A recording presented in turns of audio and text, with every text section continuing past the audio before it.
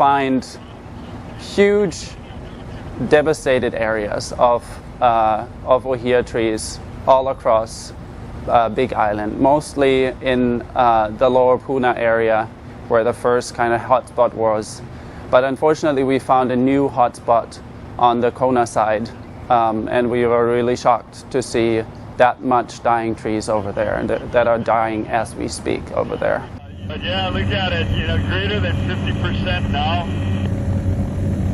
The majority of the dark leaf is all guava, which is, invasive. We had a whole bunch of surveys, especially Big Island, where we focused most of our intensity, and it went up from originally 32,000 acres to now, as we finished the island, to about 50,000 acres that show the symptoms. It is not yet confirmed that it is actually rod. It all has to be ground truth by taking samples and sending it to the lab. So these numbers that we found are just trees that have the symptoms, but we cannot be sure that they are. Unfortunately, it's only small scale. It is a very rapid moving disease. We already know that. We confirmed these new outbreaks on the Kona side, and who knows how it got over there.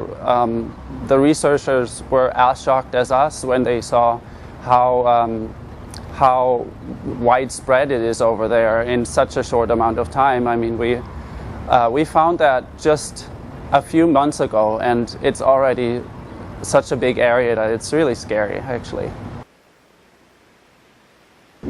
During our surveys, we found trees that show similar symptoms, but at this point, we don't believe that it is on other islands.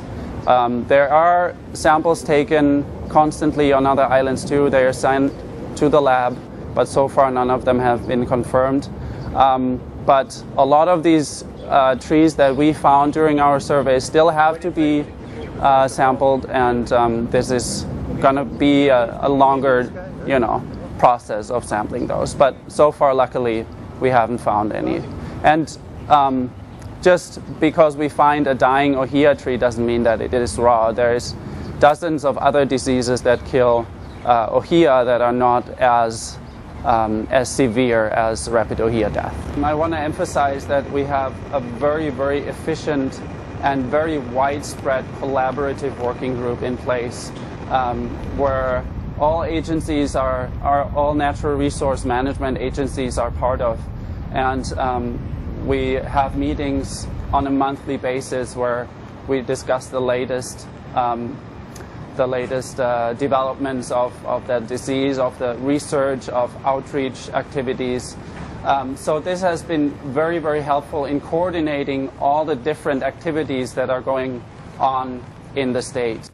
As a forester and the guy who's up in the helicopter doing most, if not all, the surveys, what goes through your mind when you fly over a beautiful Ohia forest on the Big Island and it's brown and... It's when you see, and I've been lucky enough to see pristine forest, native forest areas with, all those beautiful components of it. And when you spend time up in Ohia forest, you see that Ohia is like the backbone of this forest. It is one of our major tree species, one of the most important tree species, and seeing this getting eradicated almost in such a fast speed is really frightening, because we have plenty of invasive species that are just waiting to take over. When this ground cover is gone, who knows what is left over after that. We will have to see how that turns out over time, but at this time, as soon as a forest is infected with rapid Ohia death, it doesn't look good. It takes out one tree after the next. It might not kill all of them, but it definitely creates room for invasive species to come in to stress the whole ecosystem and potentially change it to a non-native one.